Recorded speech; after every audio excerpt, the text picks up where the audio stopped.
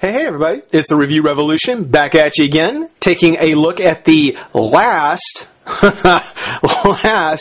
of the Toy Biz Marvel Legends Onslaught figures, and then today we're just going to wrap up the variants. We're going to do all three of them at one time.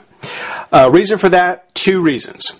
One is Abomination and Loki, not that interesting. The variants, not all that interesting. It would have been, I actually consider not even doing those because it would have been very interesting to do the video on, and I know it wouldn't have been very interesting for you to watch. So go back and watch the original videos, watch the original reviews on them, and then come back and watch this, because here we're just going to really kind of gloss over those two. Green Goblin, on the other hand, very, very cool variant. One that I think it definitely deserves his own video, but it was either going ahead and doing these two separately, Abomination and Loki, and then doing, which didn't make much sense to have then the Green Goblin with his own, or just doing them all together, which, again, we'll just kind of gloss over these two and spend most of the time on the jewel, which is the Green Goblin. The second reason for doing them all at one time is I need to catch up. I have fallen behind. The Green Lantern week kind of put me behind on the Marvel Legend figures, so need to catch up. Need to catch up big time. And I promise to have this done by the weekend. So here you go, guys. As we can see, these are the last three figures, and they are the variants. We've already taken a look at all the other figures that are in the wave, which, with Abomination, Green Goblin, Loki, there was Pyro, Lady Deathstrike, and Blackheart.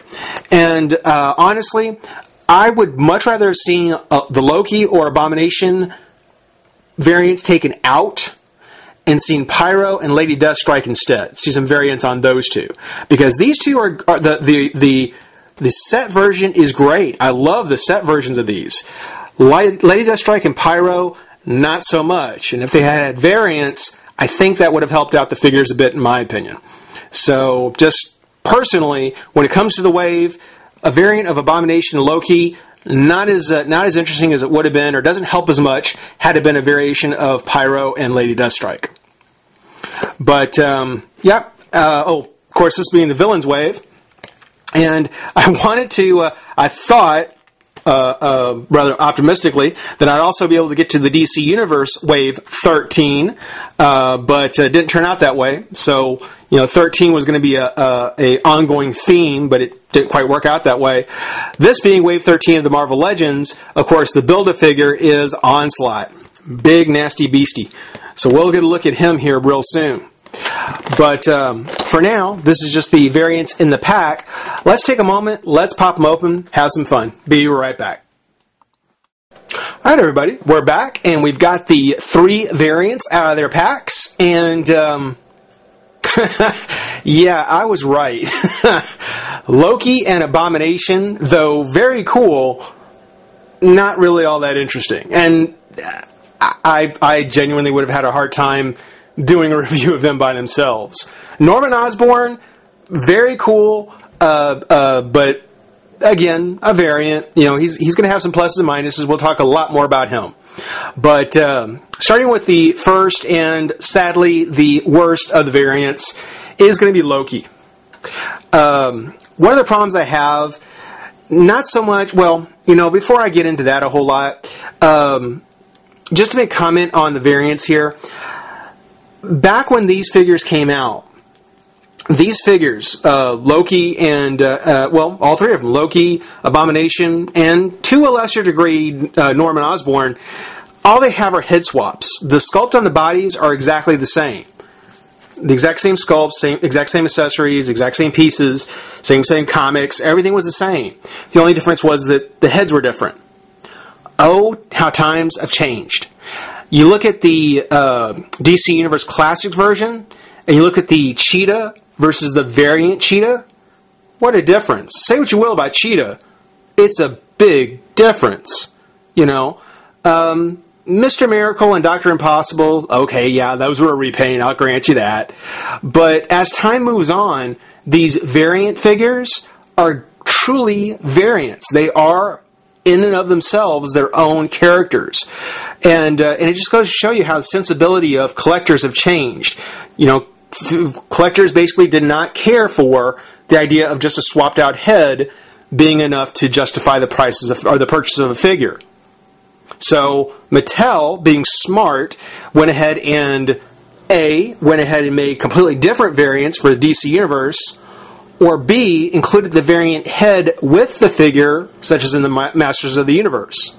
So it seems interesting to me that as time has gone on, the sensibility of collectors has changed, and you can see how companies have changed to kind of meet the taste and the rather, how should we say, how finicky collectors can be. Just to kind of make that point, I think this was a good moment to kind of bring that up. But getting to the figure, the only swap out here is on the head, and it's on the Crown of Lies. I think Loki probably could have been one of the ones that would have been a great complete rebuild. Just completely retooled him to do his variant.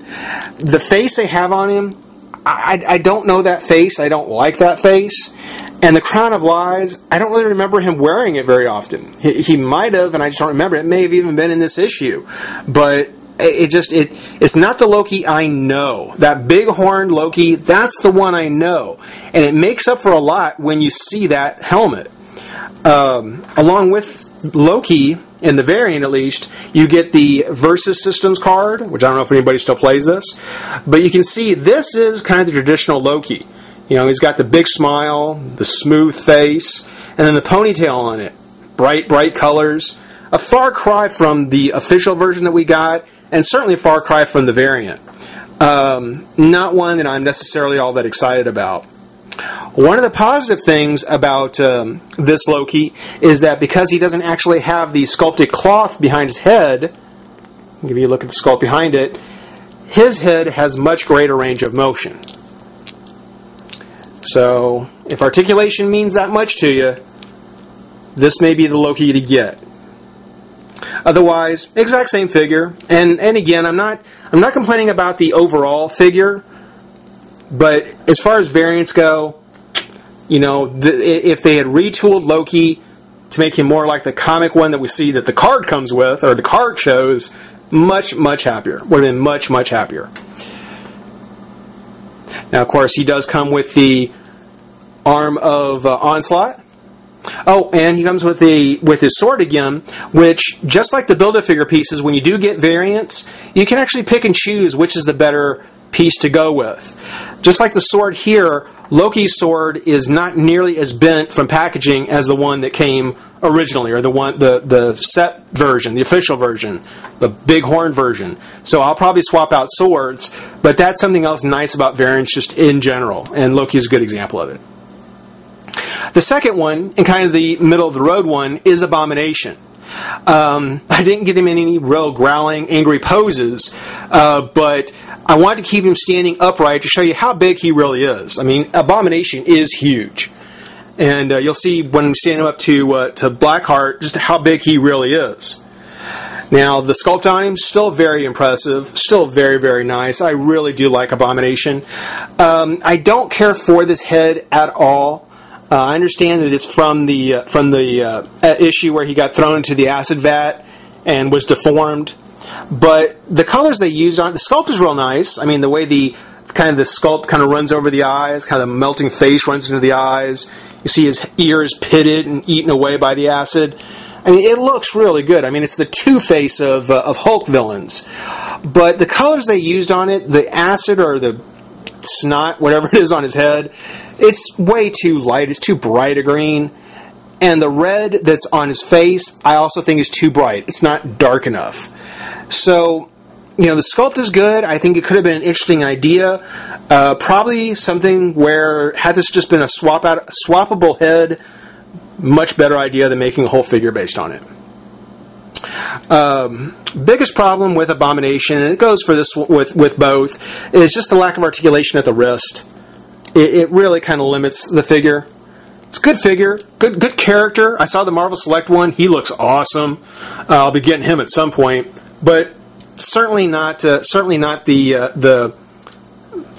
version of him I get from this wave. If it's the only one you can find, get him. Same thing for Loki, but really, the non-battle damaged Abomination and the big horned Loki, those are the ones you want. Now, Green Goblin, or in this case, Norman Osborn. Great figure. Again, a swapped out head, but what a great job at it. I mean, what a great look at that sculpt on his hair. I mean, there's no highlights or anything on it, but the way the light naturally catches the ridges, I mean, it looks very much like the comic book. I mean, I really do like the way this figure came out. I don't really care for his open mouth. That was fine on the Green Goblin. For Osborn, something a little more smirking, maybe a little bit of a sneer, something like that, probably would have been a little bit better. The open mouth, it looks a little goofy. I'm not all that impressed with the way the face is sculpted, with the way the mouth is sculpted open. But now, unlike the others, he doesn't just have a variation on his head. They actually went through and retooled the hand, took the head from the Green Goblin, the actual figure. I'm guessing this is the head that they popped off in favor of this one, and then kind of squeezed it closed so that it actually looks like it's a latex mask that he just yanked off. And you can still see, the big yellow beady eyes and the grin. If they'd taken this grin and put it on this figure so that it kind of mirrored each other, that would have been awesome. For the Green Goblin, he also comes with the leg. Well, of course, Abomination comes with the other arm right there, and he comes with the leg of Onslaught. And his versus card is actually of him. Whereas Loki is some sort of, plot twist. Plot twist. Makes right. Some sort of action card. Here, if you buy the variant figure, you actually get a card of the character. I have no idea anything about the game, but that makes sense to me. That's kind of cool. If I ever played it, I'm glad I've got a Green Goblin. Maybe a unique Green Goblin, too. His glider, exact same glider. I found that... There we go. I find that the Green Goblin tends to want to get off his glider. I don't know why. The other one does too. He seems to want to kind of slide off. So this one seems to hold a little bit better. But of course, he's fresh out of the box. We'll have to see how he measures up after a couple of weeks. But the Green Goblins seem to want to get off their glider. Maybe they're afraid of heights. But also, when I got this one open, I went ahead to take his pumpkin bomb off. And I got it off, but I'm starting to think more and more that, in fact, this probably wasn't meant to come off. And that, in fact, I broke the figure the first time around. But I did go ahead and get this one off. It wasn't very securely put on. And I think it just makes more sense that, you'd be able to take it off, peg it on and off, so that you have the option to have the pumpkin bomb. But yeah, just to kind of go back to my original review on it, I don't think that bomb was originally meant to come off. I just kind of noticed too when I was looking at it, the collar that he has. Again, it's probably on the original, but it seems to stand out a little bit more with Norman here. That's just really, really cool. The rumor is that Hasbro is going to be bringing back the Marvel Legends, the 6-inch Marvel Legends. I would love to see Norman Osborn come back in his Iron Patriot costume, both helmet and unhelmeted version. That would be a great tribute to this Green Goblin figure. I think that would be just awesome. But for now, we have this one. Either Green Goblin you get, whether it be the masked or unmasked, get both if you can, but either one is a real treasure. I am so glad to have them both. Abomination and Loki, get the ones that are featured on the card. Don't worry about the variants. They're not really worth it. We'll be back soon to go ahead and assemble Onslaught and wrap up the wave.